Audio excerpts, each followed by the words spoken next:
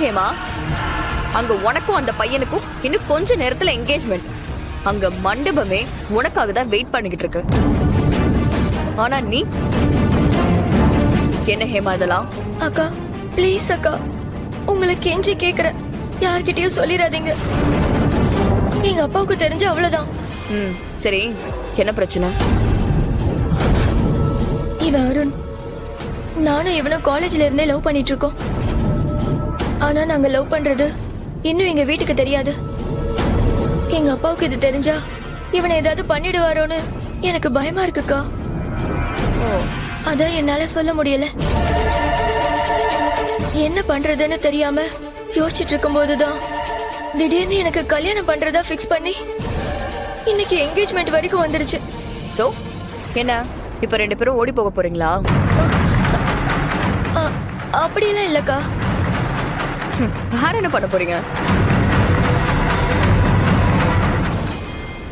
இப்பவே அவங்க அப்பா அம்மா கிட்ட போய் எங்க 2 பேர் லவ் பத்தி சொல்லலான்னு இருக்கோம். அப்படி மட்டும் பண்ணீங்கன்னா அப்புறம் இவ பயப்படுறது உண்மையாயிடும். முக்கியமா அகிலாண்டேஸ்வரி ஆண்டி உங்க யாரையும் சும்மாவே விட மாட்டாங்க. இவ அப்பாவோட பிசினஸ் சாம்ராஜ்யத்தையே தரமட்டமாக்கிடுவாங்க.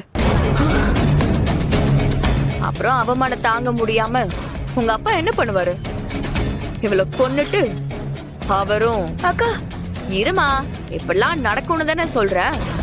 நடக்க போகுது நான் சொன்னேன்.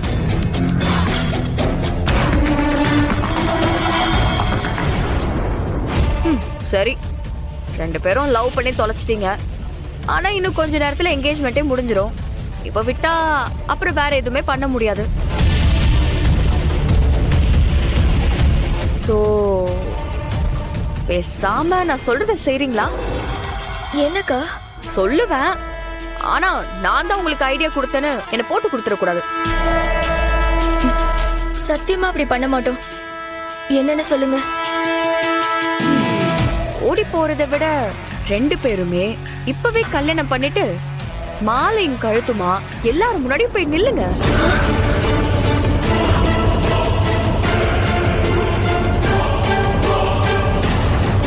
என்ன சொல்றீங்க?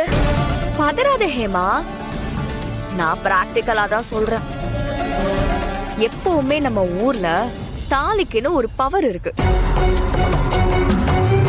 உன்னை தாலியும் கழுத்துமா பார்த்தா உங்க அப்பா கொஞ்ச நேரம் கோவப்படுவாரு.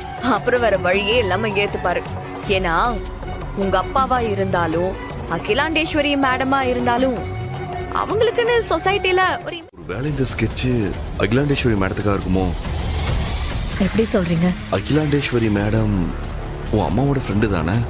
அதுவும் இல்லாம இப்ப ரீசெண்டா தான் உன் அம்மாவை பத்தின நியூஸ் எல்லாம் மறுபடியும் ஸ்ப்ரெட் ஆயிருக்கு. நீ சொன்ன மாதிரி வர்மா அதனால கண்டிப்பா டென்ஷன் ஆயிருப்பான்ல. சோ இந்த நேரத்துல அகிலாண்டேஸ்வரி மேடம் வேற இத்தனை வருஷத்துக்கு அப்புறம் மலேசியால இருந்து வந்திருக்காங்க. அவங்களால அவனுக்கு ஏதாவது ஆபத்து வரும்னு அவன் யோசிச்சிருக்கலாம்ல. அதனாலதான் எனக்கு அவன் மேல டவுட்டா இருக்கு. கரெக்ட் சிவா. அப்போ நம்ம ஃபோக்கஸ் ஃபுல்லா அகிலாண்டேஸ்வரி அம்மா மேலதான் இருக்கணும். அவங்களுக்கு எதுவும் ஆயிடக்கூடாது.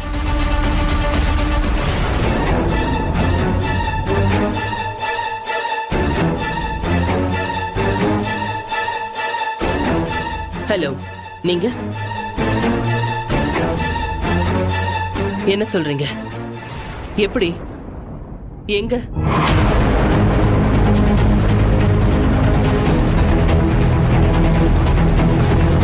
சிவா, பாத்தீங்களா அகிலாண்டேஸ்வரி அம்மா யார்கிட்டயும் பதட்டமா பேசிட்டு இருக்காங்கல்ல? சரி, நான் நேர்ல வரேன்.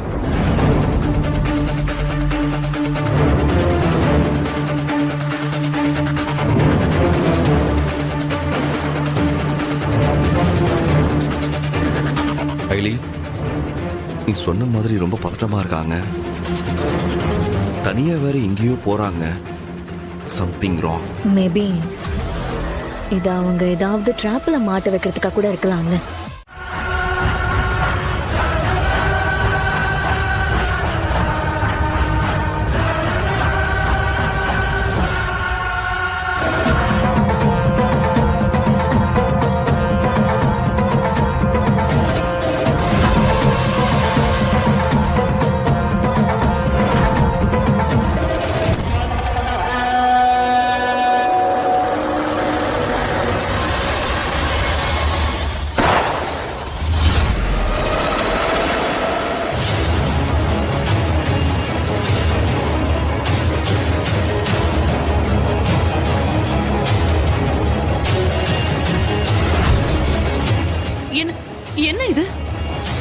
துப்பாக்கியால சுட்ட மாதிரி சவுண்ட் வந்துச்சு.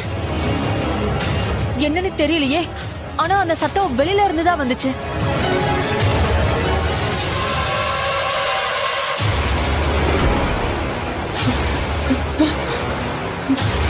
ஏய், ஏய், போடா.